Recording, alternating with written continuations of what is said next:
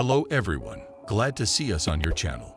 Today we will listen to the fourth part of the memoirs of François de Joffre, one of the French pilots who fought on the Soviet-German front in the Volunteer Aviation Regiment, Normandy-Neman, from May 1944 to the day of surrender of Nazi Germany.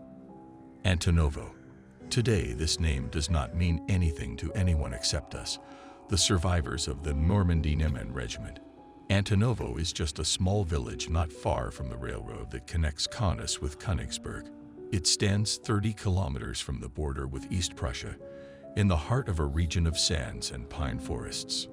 During its stay in Antonov, the regiment experienced a period of the most active fighting. Without exaggeration, we can say that never had a formidable danger loomed so low over us. From September 19 to October 27, 1944 missions, air battles, assaults continuously replaced each other in some diabolical rhythm. All pilots, without exception, did a tremendous job. No other fighter group in the world had such results, which they achieved in a very short period of time. In Antonovo, our veterans from the 1st Squadron met again with their acquaintances from the BO, which served them last year near Orel. They were quick to inform us newbies about it. You guys are lucky. We'll be well taken care of here. The personnel of the 4 squadrons are settled in a farm turned into a dormitory. Here we're in a real village. The sandy airstrip is sandwiched between 2 rows of houses. The Sheklup flows nearby with many bends around the village. The 2nd Squadron is on duty today. Despite the early fall weather in the area, the weather is excellent, and that means continuous work. Here is a Murier, returning from a single combat mission, flying at a gentle glide over the airfield. Over the field, he performs one of the aerobatics. Slow barrel. I swear, I exclaim, he managed to shoot one down. That's a good start. And we've only been here for 1 day. General Zakharov will be pleased. After all, he told us that it was necessary to close the Russian sky for German planes. The prediction came true. Morier drove one enemy airplane into the ground and, of course, would have been able to shoot down another if the cannon had not jammed. Pilots surrounded him in a tight ring. All congratulate him on his success. I hope that today they will give an extra 100 grams of vodka, says Morier. The daily portion of vodka, to which we were entitled in the evenings after returning from combat missions, is subject to the strictest accounting. A double portion is given out when our victories are written about in the front newspapers. The statistics of these victories in the Red Army are kept in the most meticulous manner. In order for the shot down of an enemy plane to be counted, at least one witness is needed. This may be a second pilot from the squadron or any other pilot who was involved in the battle and who confirms the fact that the downed enemy machine fell to the ground. Ground troops can also be witnesses. Thanks to them, some of our victories were counted. In addition to an additional portion of vodka, each downed airplane gave the right to receive a bonus, the size of which ranged from 1 to 15,000 rubles, depending on the type of aircraft shot down. About 300,000 rubles, approximately 10 million French francs, received by the pilots of Normandy. Until the end of the war, they were transferred to the defense fund of the Soviet Union, and this money was used to build new fighters. Now time is no longer counted in days, but in combat sorties, especially assault missions. For each is a steam locomotive, train, barge, convoy of vehicles, farm, command post. All means are good in this tactic of constantly wearing down the enemy. Carbon is particularly distinguished. He gets into a fight at every opportunity. That he enters into a duel with Heinkel 111 at an altitude of more than 7,000 meters, then fights alone against 4 Focke-Wulf, requires reinforcements, and when he is informed by radio that all aircraft are on a mission, cleverly withdraws from the battle and returns to base. On landing, the landing gear release mechanism fails, but thanks to his exceptional skill, Carbon saves his skin. Barely having time to change the airplane, he takes to the air again and again enters the fierce battle. September 22. Autumn has just begun, but cold, penetrating winds are already blowing over Prussia, making us shiver at the thought of another winter approaching. Another winter. Albert was right. You can reproach the Germans for many things, but not for giving up easily. On this day, the wing of Verdier and Delane begins its usual work, consisting this time in shelling an echelon on the railroad Tilsit, Insterburg. After coming out of a dive and a slide made to avoid anti-aircraft artillery fire, Delane returns, hoping to join his partner. But the latter is nowhere to be seen. The gray, heavy sky is as empty as a smooth wall. Verdier has disappeared. Delane returns again and again to the site of the attack. There is only one hope. Maybe he is already flying at a low angle to the airfield. Returning to Antonov, Delane jumps out of the cockpit and asks, "And Verdier?" Verdier did not return.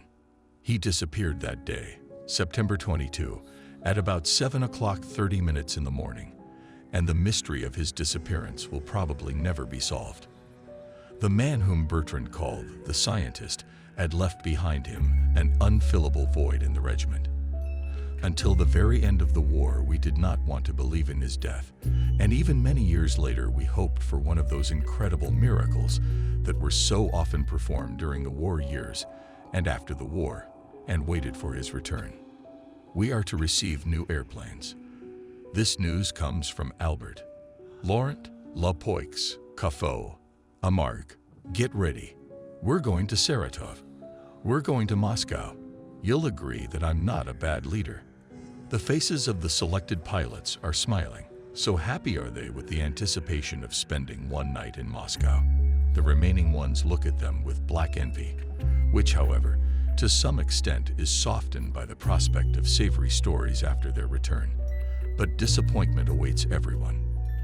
The group led by Albert did not arrive either in Saratov or Moscow. In the air, she received an order to return to the base. In Russia, orders are also sometimes canceled.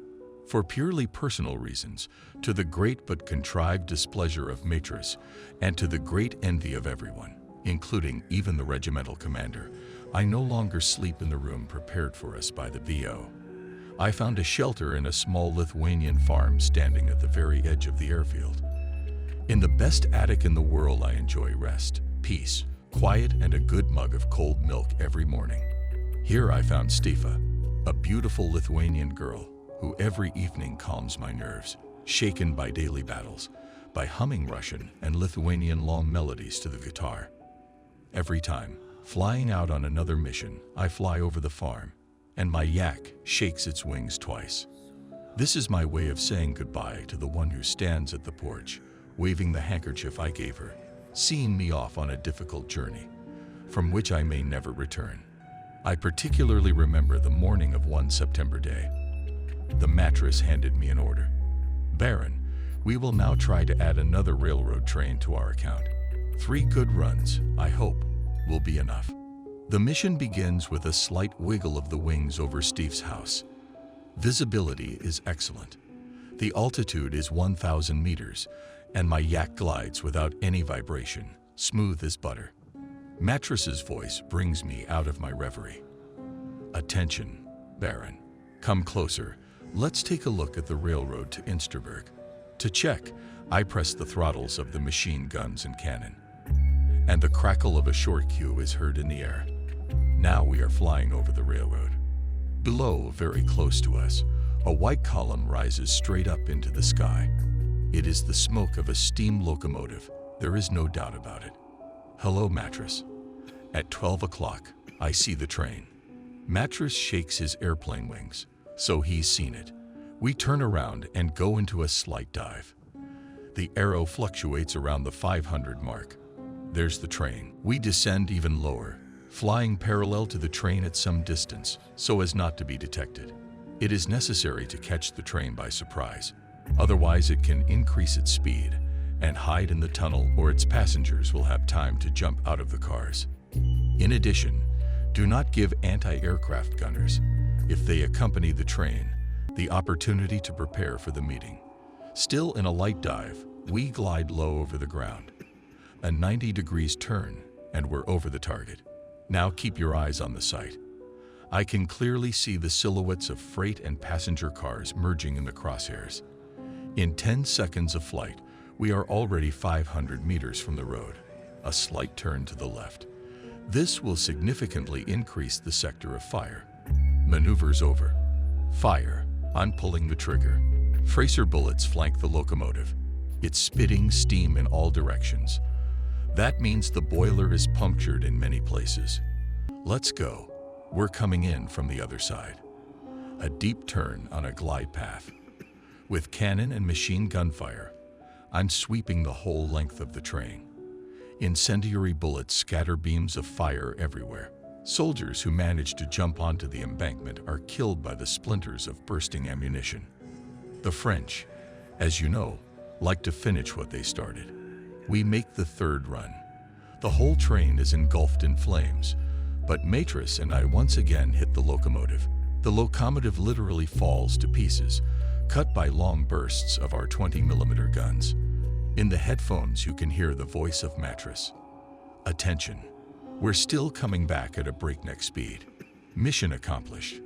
We are lucky that the Germans have not attached to the train a special wagon with anti-aircraft guns. I join Matrice, excited as a schoolboy. The feverish state of battle has not yet subsided in me. I try to breathe more measuredly. We're approaching the front line. All is calm. Under our wings stretches a quiet plain. Suddenly, from a grove of trees, fiery lightnings shoot into the sky. It seems that we are passing through a terrible thunderstorm. Everything seems to end safely. I breathe a sigh of relief, try to calm my heartbeat, and say out loud, it's not easy to hit a plane at more than 500 kilometers per hour, and moreover, on a glide path. The Matrice reports, landing in 5 minutes. Suddenly, my engine starts giving out. Damage. The prop pointer still fluctuates for a while, then freezes. I look at the other gauges. Damn it. The gasoline pressure has dropped and continues to drop. What do we do? The main thing is not to lose my cool, otherwise I'll die. Damn anti-aircraft gunners. They hit my gas tank. And after the mission, 5 minutes before landing, on a glide path. Isn't that despicable? I'm calling the anchor. Hello, Matrice. I'm in trouble. Gasoline pressure is 0. I'm landing on my belly, right in front of me. The airfield radio answers me. Hello, Jaffer. Try to make it to the airfield. We're clearing the landing strip. Land on the belly. It's good for them to talk. I'd love to land at the airfield, but my yak doesn't want to. I slightly give up the handle to see what awaits me. But I no longer have any choice. The field on which I'm forced to land doesn't seem to me to be the worst. It ends in a small forest, or rather a grove, but there is hope that I will be able to stop the car closer. The ignition is off. It doesn't interest me anymore. I continue to plan without taking my eyes off the speed indicator. 300, 280, 240 kilometers per hour. I've got to stop. I'm pulling the handle. The plane is leveling off. There's a grinding sound. I touch the ground. A terrible force has chained my feet to the control pedals. I strain every muscle to overcome this force, which tends to throw me forward, onto the dashboard. It is impossible to reduce the speed to 0 immediately. To avoid trouble, it is necessary to run at least 150 meters. At this moment, my thoughts turn to my mechanic. This is what he repeats to me daily. The main thing is not to crash your airplane. It is the best machine in the whole squadron. Sneaky bastards, German anti-aircraft gunners. The plane is still flying across the field. Is this really the end? The rumble becomes terrifying. From the dust in the cockpit cannot see anything. I make an incredible effort to stay in the seat. I hear the violent crackle of tearing plating, branches breaking, whipping around the fuselage of the car, which, like a meteor, pierces the green curtain. I feel like I'm in a giant bullfight in Texas. Suddenly, everything goes quiet. My yak, almost without wings, with bent propeller blades with a torn fuselage, freezes at the embankment of the railroad Insterberg, Kaunas in front of Soviet soldiers working on the track. I experience terrible minutes. I am covered with dust. I tear off my helmet phone, jump to the ground, and shake the hands of my Russian friends who are reaching out to me. Deep down, I can consider myself lucky. If I had fallen next to the train we had just destroyed, not a penny could have been given for my skin. Some time later, the regimental commander called me in and read me a rather long lecture, which ended with the words, "Let this be a lesson to you, Djoffer. Until I have been informed of your safe arrival, the mission cannot be considered completed. My yak is a wreck, and I am, therefore, without an airplane. In order not to sit out, I have to ask one of my squadron mates for a car. But no one, frankly speaking, does not like to lend their airplane. Every pilot gets used to his airplane, like a rider to his horse, like a racer to his car. And so I wander around like an unaccustomed soul, pestering one and the other with a feigned nonchalance that can't fool anyone. All this is not very cheerful, especially since the weather is also not conducive to a good mood. The wind from the Baltic is bringing huge, low-rain clouds. In such weather, as they say, a good master does not even let his dog out into the yard. And yet nothing can stop the pilots of Normandie-Niemen, Le Martelot, and Monier are on a mission. There's no visibility at all. It's not even possible to distinguish one plane from the other. After a long blind flight, having lost orientation, Monier, almost with empty tanks, all alone finds himself over the sea. Relying more on luck than on his experience and knowledge, he turns east and safely reaches the airfield. Le Martelot, after a series of acrobatic, not without drama, attempts to land on the belly south of Riga, 180 kilometers from the airfield. We were informed that his life was out of danger, although he was badly concussed. The war was over for him. Le Martelot was evacuated to Moscow on a Po-2 airplane, from where he returned to France. On this day, Kernet also disappears, about whom we have not received any further news. Our losses seriously worried the Soviet command, and it forbade to conduct flights in such difficult meteorological conditions. An order to stop flying sorties followed. If it had not been for him, a good half of the regiment would have died without a fight.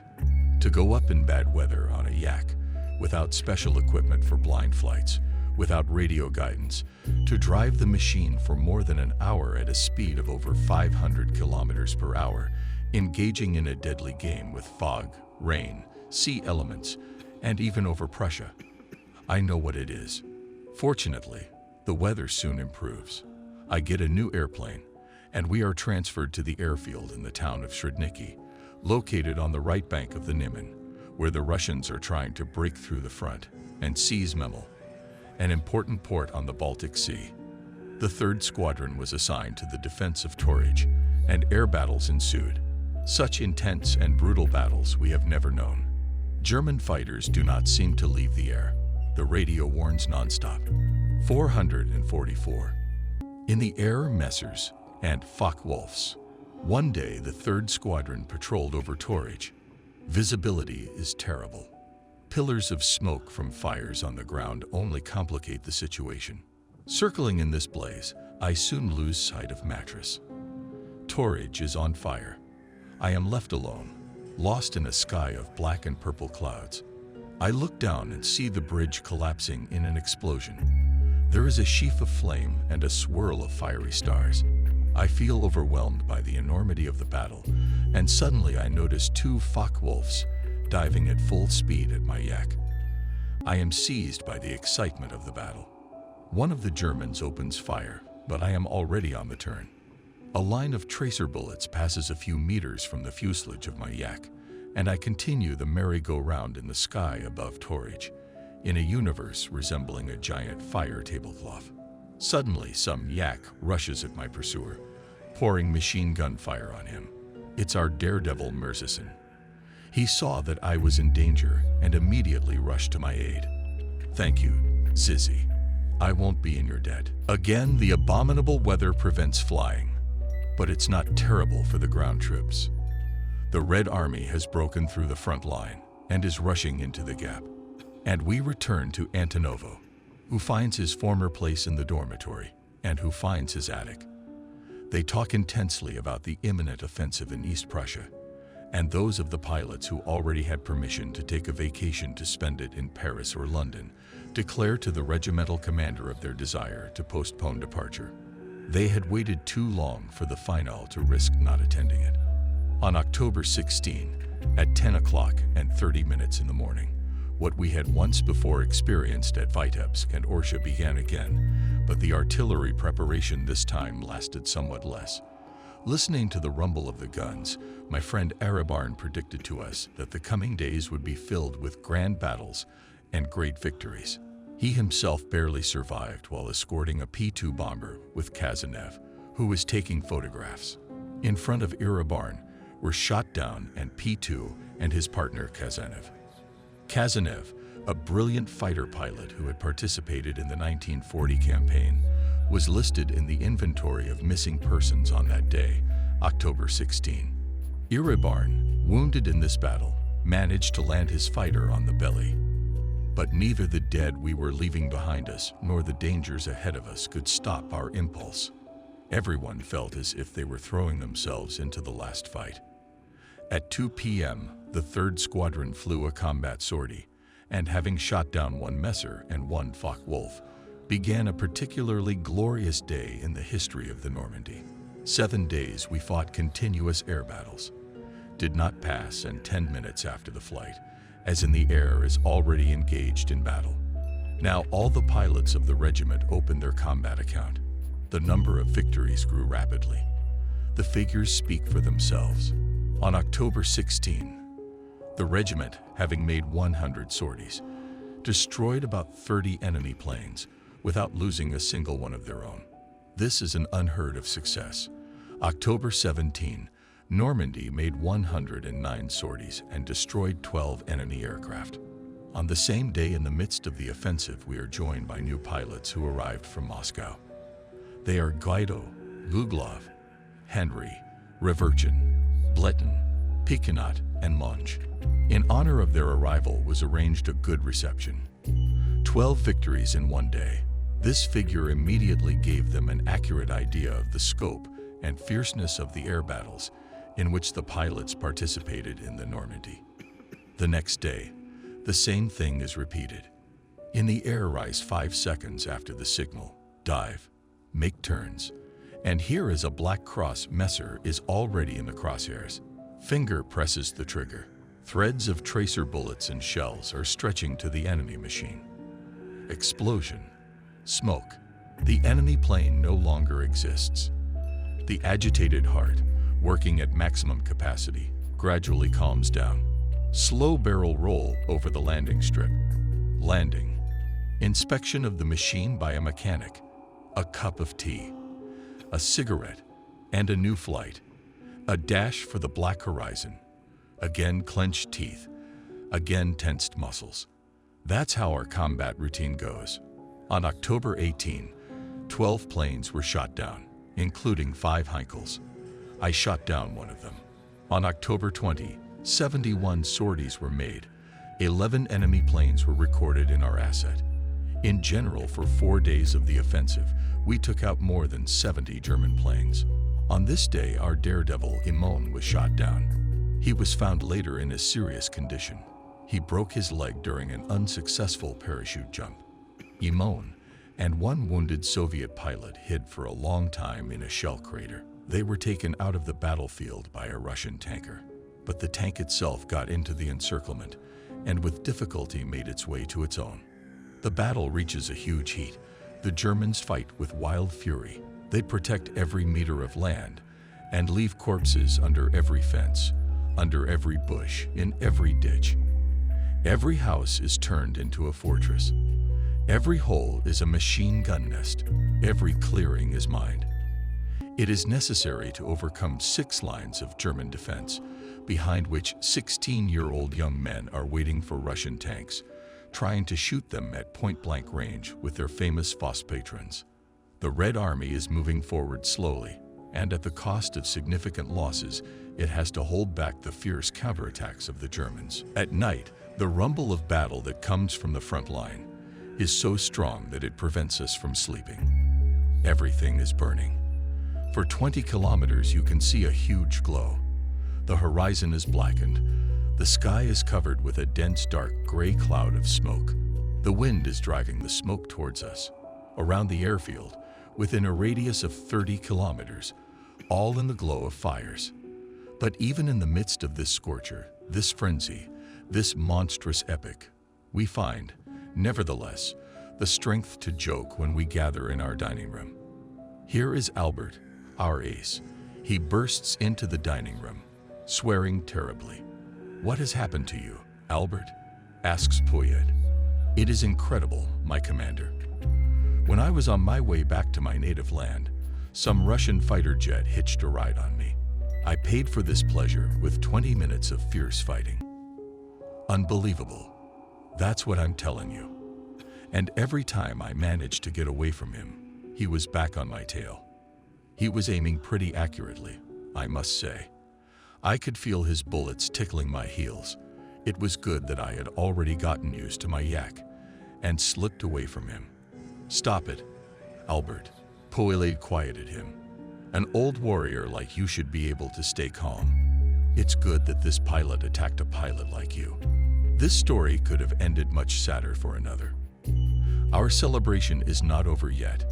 On October 22, 13 Focke-Wulfs were shot down. On October 23, 8 Focke-Wulfs and 1 Messerschmitt. Flights do not stop. But the physical condition of pilots leaves much to be desired. We are noted in the order of the Supreme Commander-in-Chief for our 100 victories in 7 days. I also contribute my share, 3 victories, Junkers 88, Heinkel 126, and Messerschmitt 109. Steph has left me. She moved to Kaunas. For her, those incessant takeoffs and that hum of engines that constantly filled the sky above Antonov were enough. I don't have time to mourn our attic, a poor but lovely shelter for a heart tormented in this cycle, before we move to Shturky, a village on the border, half Polish, half Lithuanian. The place is grim. The air stinks of corpses and gunpowder. Mines surround the houses. We don't dare to take an extra step. On October 27th, Caffo, piloting the regiment commander's plane, is shot down. Caffo saves himself by parachuting out. Poyet with the most gloomy look reports about it. It is not surprising that an ordinary production airplane can become such a near and dear thing. After all, very often our lives depend on an airplane. After Lamar, supported by Risso, shot down 2 Messerschmitt 109s, the regiment got a breather. During it, Manso of the 4th Squadron was the victim of an accident. Walking with Perrin near the airfield, he ran into a mine. The explosion blew off his leg. He fell and landed on another mine, which severed his left arm. There was no chance of saving Manso. Gangrene set in. Manso suffered for 3 days. Powerless to help him, we stood around the tent where our friend, getting weaker by the minute, fought death. On November 3, in the cemetery, torn by shells and bombs, in the pouring rain, we buried our friend Parisian Manso, who was always in a good mood, loved to joke, and was always friendly with everyone. I can frankly say that I then experienced one of the hardest moments of my life. I do not know what the reason was then, whether it was this sad story or the end of a period of glorious battles, but we were seized by a terrible melancholy familiar to all who fought away from their homeland. Winter, mud, and cold interfered with flights that leave no time for thinking, and we thought too much. The boredom of a useless life grew stronger every day. Neither a festive dinner nor a trip to Kaunas, where I tried in vain to find Stefa, could throw off this veil of boredom. On one such day, the regimental commander called us together and informed us that he was leaving for Moscow the other day to solve a number of urgent questions. According to reliable reports, General de Gaulle would soon be in Moscow. Major Delfino will head the regiment during the absence of Poyet. At the same time, we are informed about the receipt of new aircraft and the forthcoming relocation of the regiment. On November 27, on the new planes, which we have already mastered, we leave Shirky at a flying speed. We fly strictly south, towards Goldap in East Prussia, where near the picturesque Lake Wistersee, whose shores are wrapped in a fluffy coat of snow, we are received by the Prussian village of Groß-Kalwchen. Now we are already on German soil, but without Germans. We are housed in houses, which here are built of real stone. Our daymen only have to stoke the stoves and carry water. And here, in the unfriendly atmosphere of the winter village, one piece of news gives us joyful excitement. Perhaps General de Gaulle will come to our front and bring us the latest news from France. Feverish preparation of the BO, a series of inspection by General Zakharov. But alas, General de Gaulle did not get to his soldiers, but they did get to him. The Soviet command decided to send the entire regiment to Moscow to present to de Gaulle the personnel of the Normandy Niemen regiment. Goodbye, boredom. Goodbye, boredom. Groß-Kalwchen is excited. Everyone is laughing, rushing, hugging, clapping each other on the back and below. A wide, celebratory smile sparkles on everyone's faces. With everyone cheering, Delfino announces, Albert for 23 victories and de la Poype for 16 victories are presented to the title of Hero of the Soviet Union. From now on, they will wear on their chests the Gold Star and the Order of Lenin. Rioso will pin the Order of Alexander Nevsky to his tunic. The awards will be presented to them in a few days in Moscow in a solemn atmosphere. And while we continue to exuberantly express our delight at these glorious awards, the cars arrive, which should take us to Kaunas, from where a special train will take everyone to Moscow, to our fellow countrymen from the French colony. In trucks covered with tarpaulins, in 30 degrees Celsius frost, we shake on the road from Groß-Kalwchen to Kaunas. For a long time, we will remember the minute when we finally reached the Kaunas train station, numbed by the cold and the desire to sleep. Although we dreamed only of a stove and a bed, a sumptuous dinner awaited us. The table was set in one of the rooms of the military hospital. Never before had I seen such an abundance of appetizers. 400 light lamps shone over large jars of caviar, mountains of ham, piles of meat. All the epithets of Radulais are needed to describe the feast that took place in the neighborhood of the wards where perhaps the seriously wounded were dying. The peculiarity of the Russian character, in the heaviest and gloomiest surroundings, an irrepressible gaiety can suddenly burst forth. This evening, as never before, we felt the depth of heartfelt friendship that the Russian people nourishes to us. At 3 a.m., the whole regiment takes seats in a special train, in which one sleeping car is placed at the disposal of General Zakharov, Major Delfino, Major Vdovan, and our heroes, Albert and de la Poix. We are allotted 2 passenger cars and a dining car. One can feel the concern for our safety. Behind the locomotive is a platform with anti-aircraft guns. After all, the Germans would not mind destroying us wholesale, as they failed to destroy us retail. Inside the train there is merriment, and outside there is dreary monotony. Snow, snow all around as far as the eye can see. We pass the ruined Smolensk, buried under snow. A strong wind is blowing. How beautiful it is in our carriages. The trip resembles a journey of snobs who sleep, drink, argue, eat, and again eat, sleep, drink, dream for 2 days. On December 9, the train arrives at the Moscow station. This time we are accommodated in the hotel of the Central House of the Red Army, reserved for heroes of the Soviet Union and senior officers. Needless to say, how cheerful and joyful our mood was. After so many months at the front and life in the villages, we feel the same way as provincials who have always dreamed of Paris and found themselves for the first time in Montmartre would feel. The military discipline, however, remains in force. Major Delfino announces to us, tomorrow, at 11:30 a.m. at the French Embassy, a solemn ceremony of awarding orders and presentation of pilots to General de Gaulle, head of the Provisional French government. The next day, exactly at the specified hour, we all stand in formation in the building of the embassy, the activities of which was then led by General Catrou. General de Gaulle enters the hall, illuminated by a bright light, from which our epaulets and the silver of the mirrors sparkle with thousands of lights. He is accompanied by General Juin and Colonel de Rancourt. The decoration ceremony is conducted at a brisk pace because there are too many awards. General de Gaulle shakes hands and finds a word for everyone. We keep our eyes on him because he represents for us our distant homeland. And as soon as the ceremony ends, the same question bursts from every breast. My general, how is France? Have they forgotten about us? Will the war finally end soon? Juin, who is probably already bored with this somewhat formal ceremony, comes closer to us and asks with a smile, "Well, guys, are Russian girls angry, cute, or both?" They explain it to him. He laughs contagiously. In turn, we ask him a question. Is it true that Regimental Commander Poyet will be at a reception in the Kremlin tonight? Yes, he is invited to a banquet to be given by Marshal Stalin in honor of General de Gaulle. At 2025, General de Gaulle, Georges Bidault, and the commander of the Normandy Niemen Poyet under the rumble of guns saluting the Red Army, which has just won a new victory in Hungary, approaching the Kremlin. Their way lies through the Borovitsky Gate. Rays of searchlights illuminate the road. Cars stop in front of the Grand Kremlin Palace.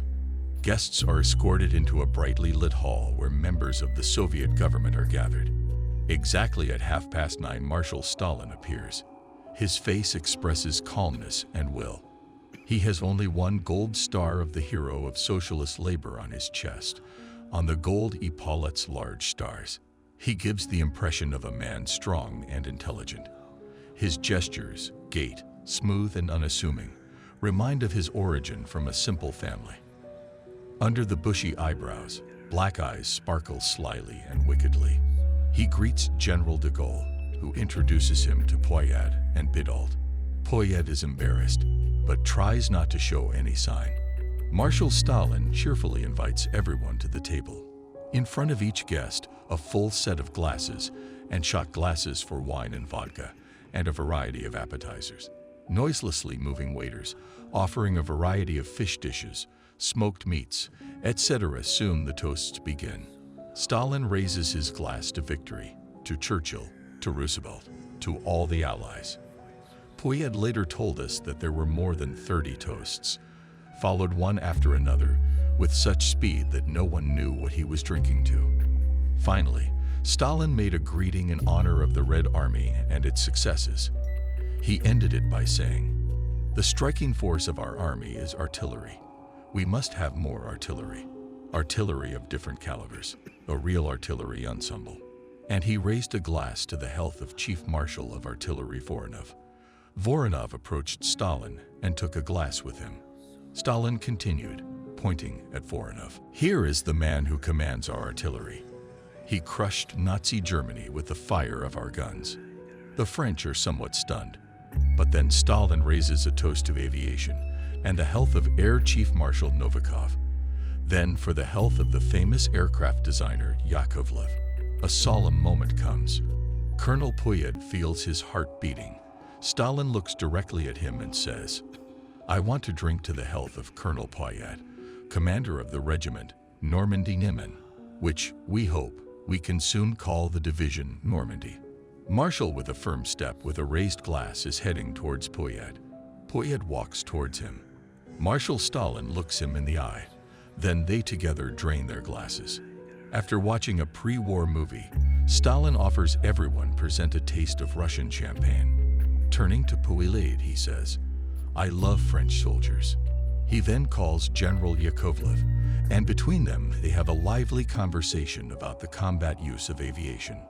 Poyet marvels at the Yak-3 airplane, which, he says, superior to all German machines. He, however, doubts whether more powerful guns can be installed on this fighter. He prefers better maneuverability to armament power. Stalin, who has just glorified artillery, views the airplane as an air battery. He pelts Poyet with questions. The Frenchman is definitely confused, but still returns to talk about the maneuverability of the Yak, which, then he says, does not allow to increase the firepower of the fighter. "We will still experiment. insists Stalin. I express my opinion, defends Poyet, the opinion of a fighter pilot. I would like to realize in practice, continues Stalin, such a concentration of fire of a large air group, echeloned in height and consisting of aircraft with different weapons, which would prevent enemy fighters to approach them. Poyet readily admits that this concept surpasses his knowledge based only on his combat experience as a fighter pilot. The reception given by Marshal Stalin ends at 5:30 in the morning. A few hours later, a treaty of alliance and mutual assistance between the Soviet Union and the French Republic was signed. The next 2 days were days of celebration for the regiment. Between visits to the military mission headed by General Petit, the Bolshoi Theater, Savoy, Metropole, Cocktail Hall, and the inevitable Moscow, everyone disappeared somewhere, hurrying, trying to make the most of every moment. Music, set tables, Caucasian wines, dancing, and other newfound pleasures help us forget where we came from and where we will soon return to. But General Zakharov hastens the departure of those who will continue the winter campaign in Prussia. Others who have been more than 16 months in Russia or more than 2 years at the front are allowed to return to France. Thus Albert, de la Poix, Morier, de Saint-Phal, Rousseau, Moynet, Monnier, and the doctor have left us. Finally, some leave us for health and other reasons. Caffot, Amargue, Banier, Jean Sauvage, who has just received the news of the death of his child, Carbon Lebra. I must say that the return journey was not a cheerful one. The Moscow respite was too short for us to be gladly able to agree to return to our yaks at Gross-Calvition. On December 12, at 8 o'clock in the evening, on the train that rushed us to Kaunas past fields that seemed even more desolate and more dreary, many friends were no longer with us. Only 3 squadrons took part in the last winter campaign in East Prussia, and from December 1944 to May 1945, they lived through the last months of this titanic struggle and the apotheosis of victory. We are back in Gross-Calvichen. The weather is clear and sunny. Strong frost. Lake Wistersee is a large ice field, shiny and smooth. The pine forests that surround our base are in winter decoration. A few kilometers away from us is the famous Goring Hunting Reserve. Deer, elk, goats, and fallow deer wander even to the flying field, as if seeking a place of refuge on it. But they are cruelly mistaken in their hopes, because we organize a real hunt for them. But it is rather to pass the time, to break the boredom, for we have no need of meat and are not so militant as to kill.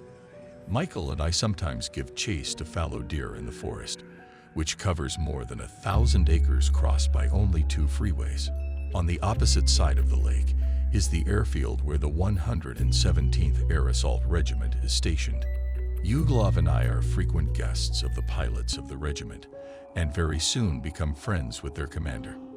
The pilots, who arrived to us in October, continue to train and master techniques under the guidance of Guido, an instructor with more than 2,000 hours of flight time, which he himself likes to mention in conversation. Training does not always go smoothly. German anti-aircraft gunners are not far away, and they are not slumbering. At the end of December, their first victim is the experienced pilot Guido. He comes under fire. A shell penetrated an oil line. Blinded by oil splashes, the pilot was forced to land at the home of our friends from the 117th Regiment. A large number of hours flown, it turns out, is not always a guarantee of invulnerability. Christmas is approaching. The air is unusually clean and clear. You can't feel it at all. You breathe easily and freely. But the temperature is 30 degrees below zero. At the command post, wood is crackling in the iron stoves. I embark on a great enterprise, self-made moonshine. The results are not very encouraging, even with the help of Schondorf and the guidance of 2 Russians.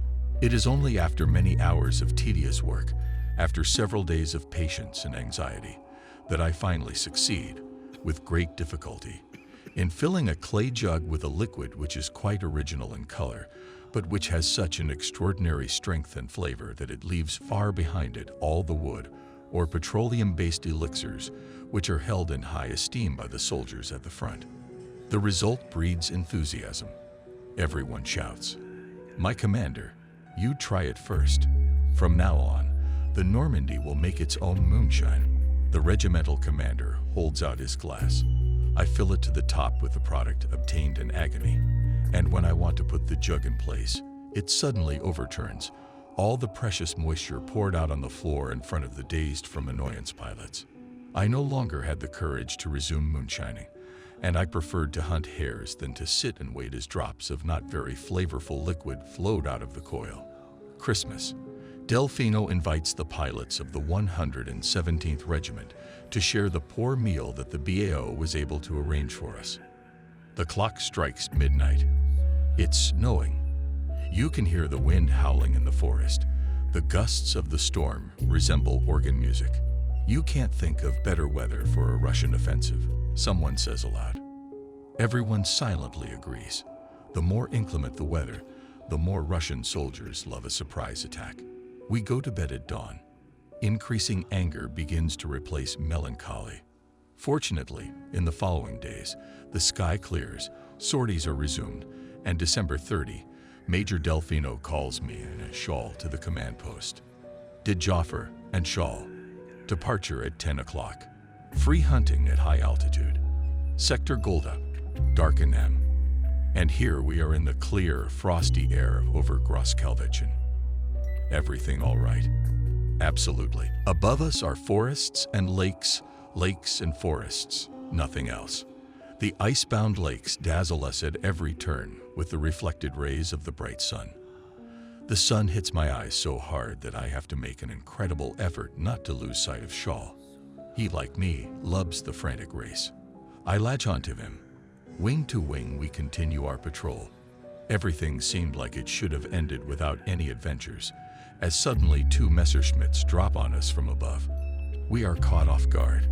I, like a madman, take the handle on myself. The machine shudders terribly and stands on the pits, but fortunately, does not go into a corkscrew. The Kratz line passes 50 meters away from me. If I had been a quarter of a second late with the maneuver, and the German would have sent me straight to the world from which they do not return to make another report. The air battle begins, every man for himself, and God for all. Schull has his opponent, I have mine. I have an advantage in maneuverability. The enemy senses it. He realizes I'm the master of the situation.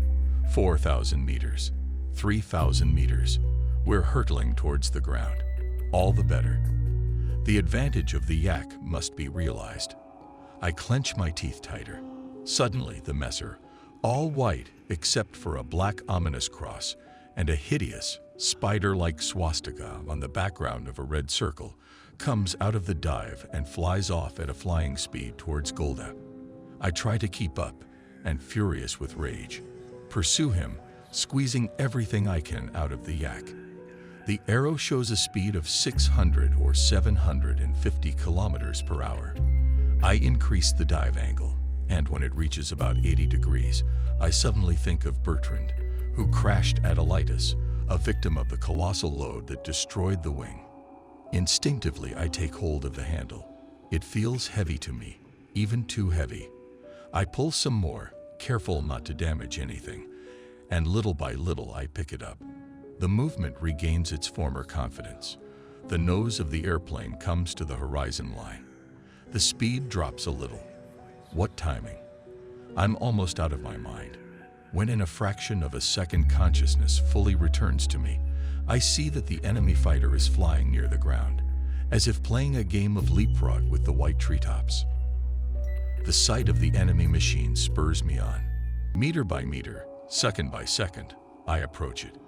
It's getting bigger, growing in front of my eyes. I catch it in my sights. My tracer bullets are right on target. The thin stream of black smoke separates from the fuselage. I shoot again, almost at point-blank range, and like a chisel, I literally chip off the Messer. It tilts, shudders. For a moment, it seems that he is suspended on an invisible thread. Then comes the final. The Messer, inverted in the air, falls into the clearing, enveloped in flames and smoke, raising clouds of snow, earth, and metal debris. Well, I don't have time to shake my own hand in congratulations. I've gotten too far away from my base and have completely lost track of where I am. Heading east. Nothing could serve as a reference point for me down below. Monotonous, successive forests and woods. I'm running out of gas. It is enough for 10 minutes of flight at most. East, just east, damn it. To hold on as long as possible, rather pull over the front line and land in the first field to save the airplane. On this day, luck was with me. Without much incident, I landed at a former airfield, about 20 kilometers from Großkalwetschen. 2 days of hiking and constant questioning. A night on a farm with peasants trembling with fear. Finally, I reached one of the air groups of P-2 bombers, the commander of which orders to repair and refuel my plane.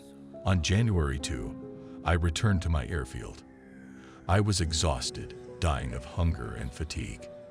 Major Vdovin's first phrase was, "It seems that you have begun to be fond of tourism. What's happened to you?"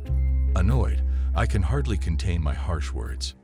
I apologize for arriving safely and go to report my arrival to Poyadu. In the evening, Major Vdovin, already informed about my adventure, hugs me on the shoulders in a friendly manner and congratulates me from the bottom of his heart. "Good work, Comrade de Joffre." And Matras expresses the opinion formed about me in the regiment. "Baron, it's impossible to divide you. The more time passes, the stronger your skin becomes." On the same day, my comrade Marquis shot down in one battle 2 Messers, and the regiment Normandy-Neman registered its 201st victory. The battle fever is once again gripping us. We fly in pairs, patrolling during the day in the area of Stolupinen and Königsberg. Headed by Deschenette, a group consisting of Martin, Menu, and Versini encounters several Messerschmitt 109 fighters. Martin works wonders. In the first masterly attack, he shoots down one fighter and shoots down the second one, which is then dealt with by Deschenette and Menu. It is the turn of the departure of our squadron. Eichenbaum from the ground, Beam on the front line, directs us to the enemy. Mirzason, Dor, Kasten, Bletten immediately engaged in battle with 4 Messers. Mirzason shoots his enemy at short range. Bletten and Kasten in turn hit 2 Focke-Wulf 190s. Duor is a witness to this battle. Schall and Michael, supported by Captain Matras, shoot down another Messer. But every medal has a downside. Intoxicated with the joy of victory, Michael sits down, forgetting to release the landing gear. All the fighters of our regiment flew to a new airfield in Doppenham, 8 kilometers from the front, the main direction of the Red Army offensive. The guns rumbled all night. From their rumblings, the ground shakes incessantly. It seems as if we are back in Antonovo. All German aviation in the air. German pilots are trying by any means to prevent the Russian offensive. We do not know a minute of respite. It's freezing cold. We changed our clothes into special uniforms. Dogskin umbrellas, fur-lined overalls, fur hats, air flaps. But even in spite of polar explorers' clothes, I still can't understand how our fingers didn't fall off from frost when we had to fasten our parachutes with bare hands in the air jet from the rotating propeller. But the frosty sky, fortunately, takes care of our heating.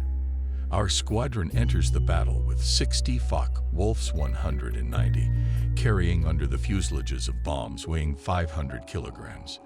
A monstrous massacre begins. Airplanes fill the entire sky.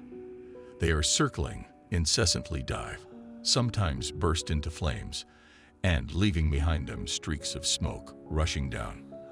Baron, don't miss it. It's yours. The poor Focke-Wulf is drowning under my bullets. He forgets to drop his bombs, which might have saved his skin. 2 bursts, and there he is, flaming like a fireball, going into a corkscrew. Look out, Baron. That's Andrew's warning. Instinctively, I take the handle all the way up, almost breaking it. My yak soars upwards. Enemy bullets pass below, and a green metal monster with a black cross flies like a meteor under my fuselage. It's being chased by Andra. Even though it's minus 40 degrees outside, I have large drops of sweat on my forehead. I'm just getting back to base when I hear, "Baron, you have to fly out again." "Yes, my commander." "In a minute. Just swallow a cup of tea." "Good." Delfino says, "Rest a bit. You, Mikkel, haven't flown yet today. Take his plane." Djoffer will fly the next mission. Delfino takes off, followed immediately by Mikkel. We never saw him again. A native of Beziers, my comrade from my studies in Nimes and hare hunting, Michael died just a few minutes after shaking my hand as he boarded my plane. A death that was probably meant for me went to him. Despite the frost, which seems to be getting worse, the Luftwaffe attacks continue. The yapping of machine guns, the thunderous booms of cannons, the howling of engines mingle with the deafening moans of the wind. In a whirlwind of snow landed Captain Shaw, severely wounded in the left arm. He found the strength to get away from the unexpectedly attacked Focke-Wulf and safely land the plane. His entire cockpit is drenched in blood. Shaw has just shot down the 8th enemy plane. Savage Sr. destroys one Focke-Wulf and immediately, together with Pequeno and Sheris, enters into an unequal battle with almost 20 Messers. 3 Yak, each protecting the tail of his comrade, bravely attack. But Pequeno's turns are not steep enough. Taking advantage of this, one of the Messers is attached to his tail. Closer, Pequeno, closer. Too late. A shell punctures the gas tank. The car explodes in midair. Messers, satisfied with their prey, fly away. Sauvage returns to the airfield, and Sheris still manages to avenge for Pequeno. Pursued by him, single Messer hit the top of a tree and crashed. We have become robots and no longer have any of the feelings common to normal humans. We don't take the time to look at ourselves in the mirror. And, if we did, our own appearance would certainly frighten us. We don't have time to mourn our fallen comrades. We have no more tears. One thought alone haunts us, the thought of the enemy. A few days later, Mattress and I shoot down 2 Krots near the forest near Insterberg.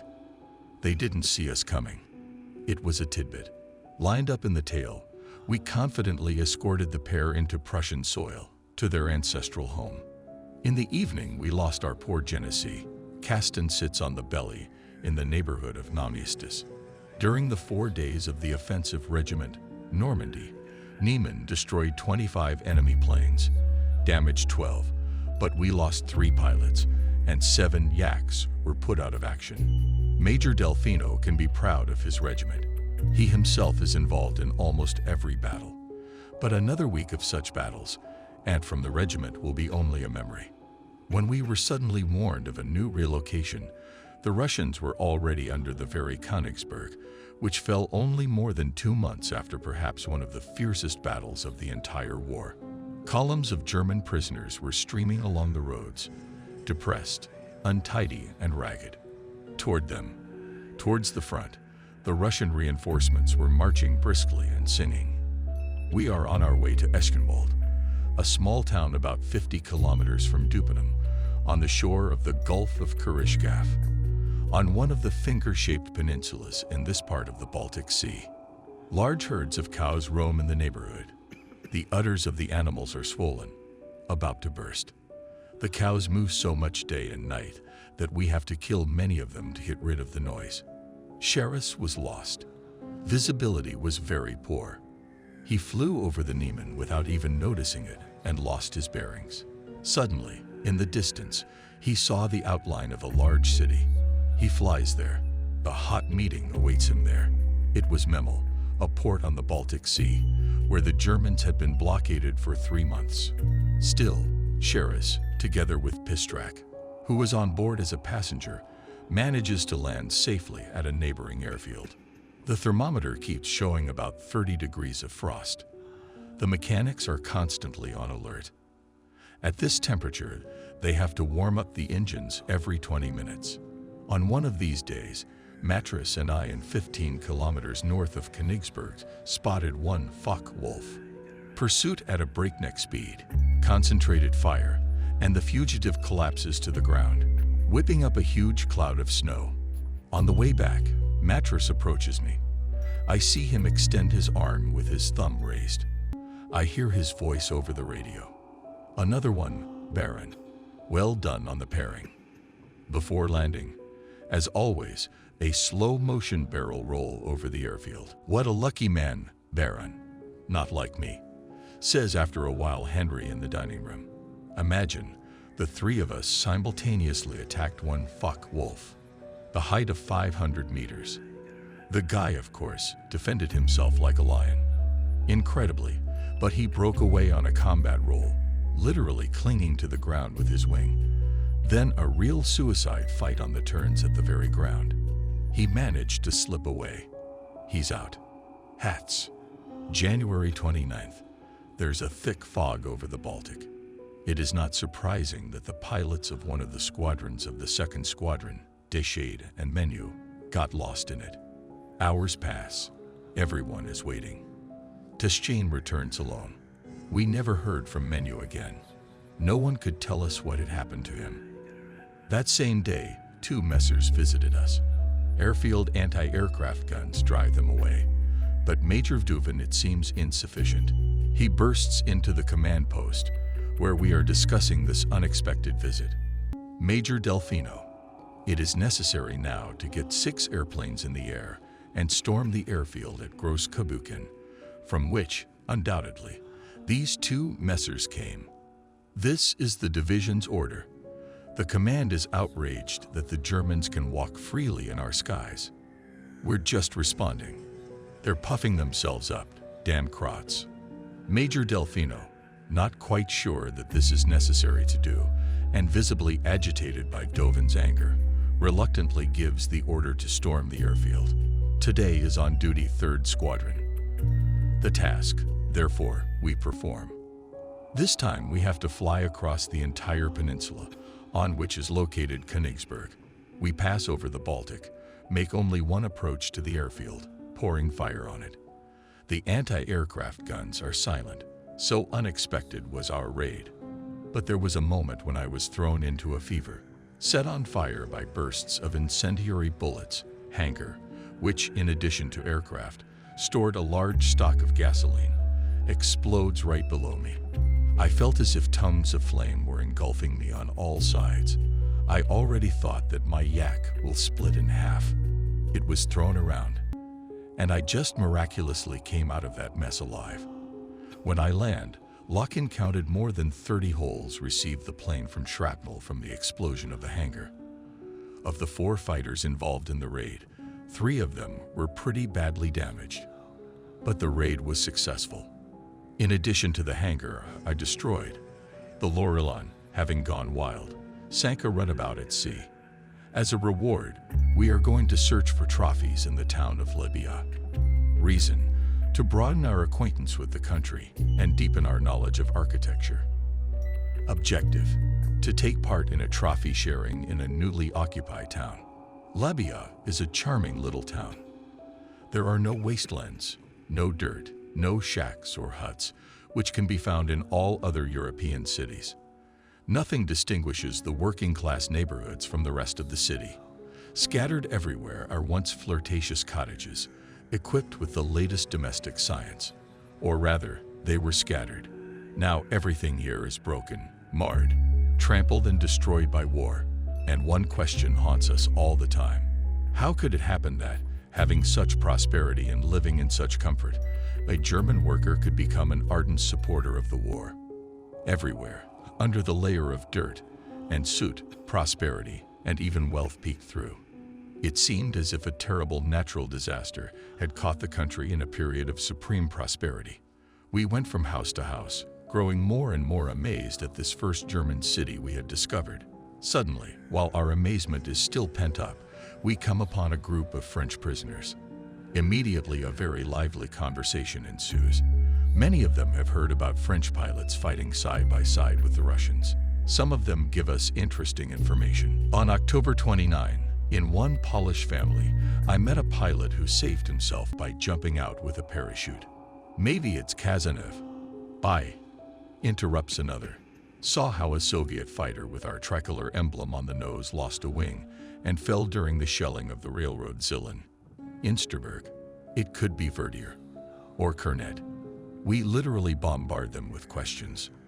2 days later, we bring them food and cigarettes and learn that they are all being gathered into one camp in Insterberg with the French flag flying over it. Later meetings with French prisoners became more frequent. The most painful were those moments when we found ourselves next to guys from Alsace and Lorraine who were forced to serve in the German army. They wore the hated German uniforms, but explained themselves in our own language. The prisoners begged us not to abandon them to their fate, to save them. What could we do for them? What could we tell them? Only one thing. The embassy in Moscow is dealing with the matter.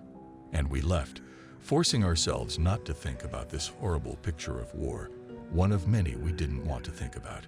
Our famous translator Eichenbaum returns from the front line, where he was in tank units for some time, and tells us, "My commander, I participated in the raid on Königsberg as part of a compound of heavy tanks. It is hard to imagine the brutality of the battle. We had to crush with our tracks the batteries that were firing at us. Cast iron, concrete, and human bodies. Nothing could resist the Russian heavy tank. We were supplied from airplanes, and all this was happening in the hellish cold and on the ground, on which you could not take an extra step to avoid running into mines. Well done. I present you with the military cross and de Joffre with the military medal. For the hangar I blew up. Now the southern coast of the Baltic Sea had no secrets from us. With great pleasure we fly over deserted beaches stretching for many kilometers. We flirt with seagulls and never cease to admire the sea, rolling waves of snow-white foam onto the shore, so green, so human, so pure after the ocean of fire, metal, and horror we had seen on Earth. In the first days of February, so as not to lose good manners, we have a reception at our farm. We have as guests pilots of the 18th Guards Regiment, including the famous Pinchuk. The cooks of the BAO managed to prepare quite a decent dinner. One major, a tall and slender blonde with blue eyes, sang and played the piano almost all night. He was very popular with us, but that night his success turned into triumph. In the morning, returning from a mission, I reported to Agavelian, the regiment's chief engineer. The fighter is vibrating very strongly. Agavelian immediately pulls out a small notebook from his pocket. He thinks for a moment and then says, "Nothing, Comrade de Joffre. I'll change the engine on your airplane overnight." I thought he was joking, but coming to the airfield in the morning, I saw my glorious Lukin, who was already finishing fixing the engine cowl.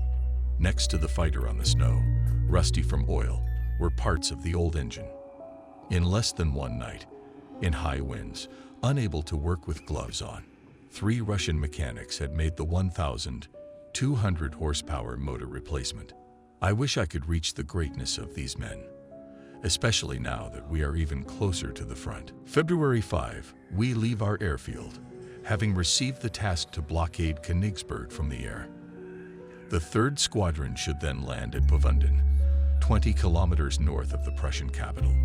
The 1st and 2nd Squadrons were given a combat mission to storm the first-class airbase at Heiligenmeil. The raid was successful, even though the enemy anti-aircraft artillery was extremely active and surprisingly accurate. I asked Sauvage and Marcia, "It seems you barely saved your own skin." "Shut up, Baron," Sauvage grumbles.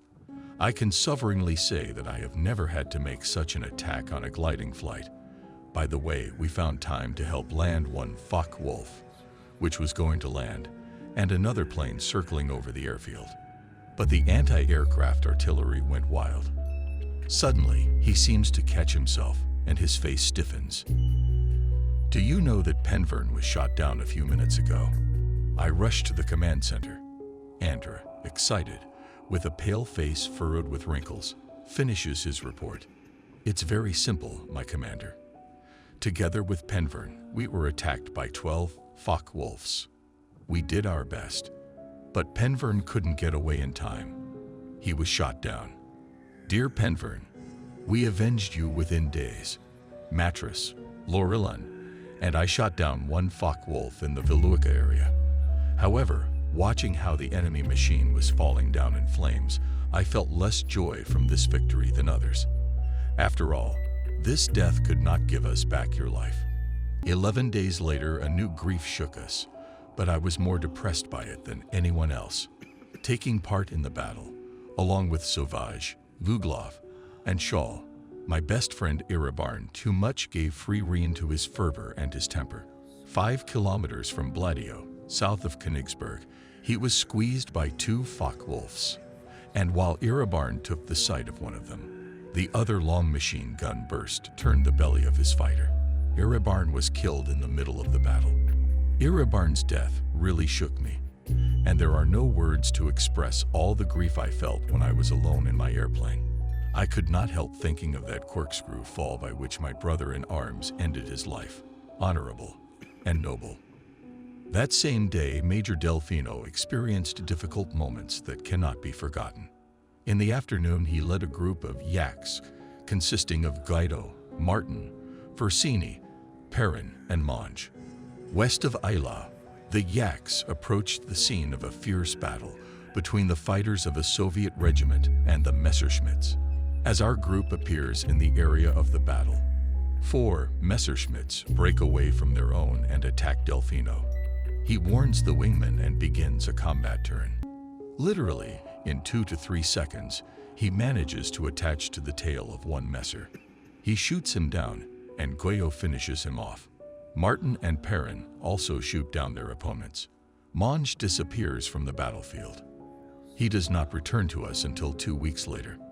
Unable to engage in the search for Monge, Delfino rushes to attack the last Messer, the German pilot, who flew about 50 kilometers deep into Russian territory, does not even think to flee. Seeing the yak, he fiercely attacks it. Delfino, in turn, also wants to destroy the enemy, and the 2 fighters engage in a duel that lasted more than a quarter of an hour.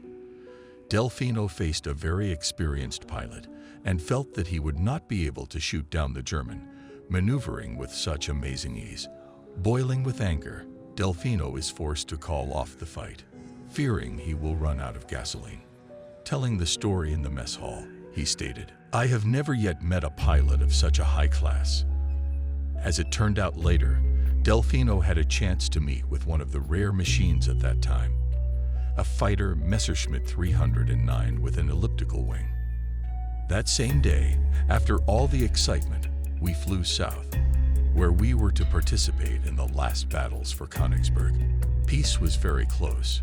The war was about to end.